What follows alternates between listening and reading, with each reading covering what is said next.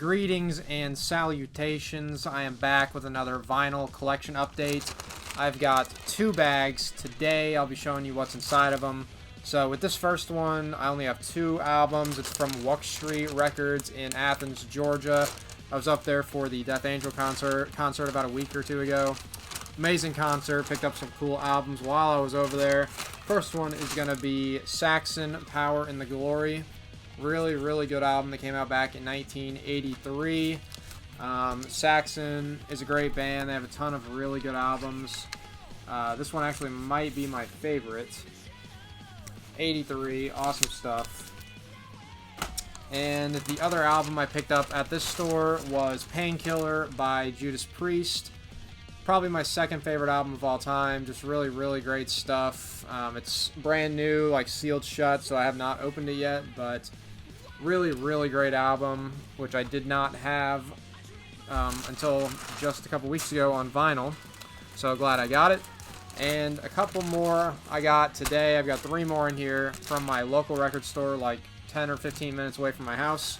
This stuff in here is a little bit more like obscure, not as popular as those other 2 albums. Starting it off is going to be Right Here, Right Now by the band Precious Metal. All-girl like rock band from the 80s.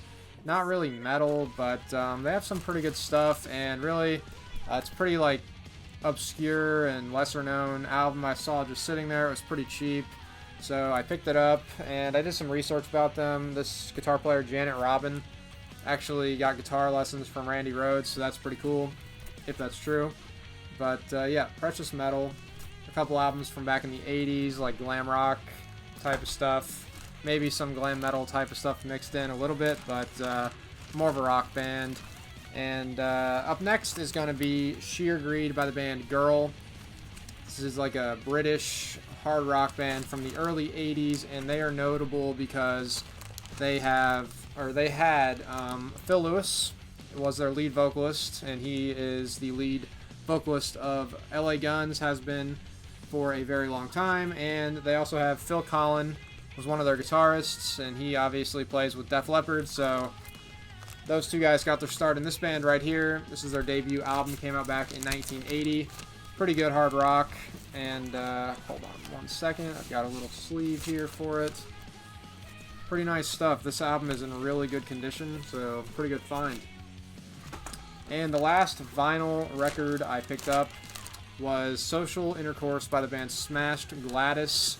That is how it's pronounced. Looked it up, some interviews to get that right, but yeah, very sleazy, like hard rock, glam metal type of stuff from the 80s.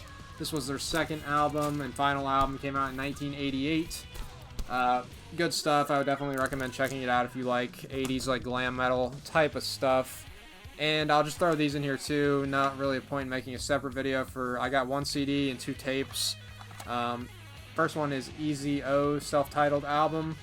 Came out back in 1987, and this band actually went by the name Flatbacker before they changed their name to Easy O in like 86, 87, released 2 albums under this name. Gene Simmons actually produced this. It charted on the Billboard 200 in America, so some moderate success. And their singer actually went on to be in this band, Loudness. Wasn't on this album, but the Easy O singer did sing in Loudness from like 92 to 2000.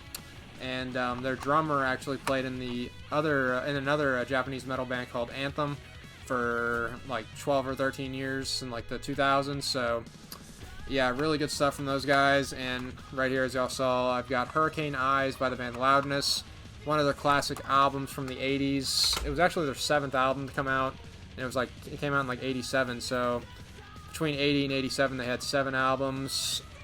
Pretty good stuff there.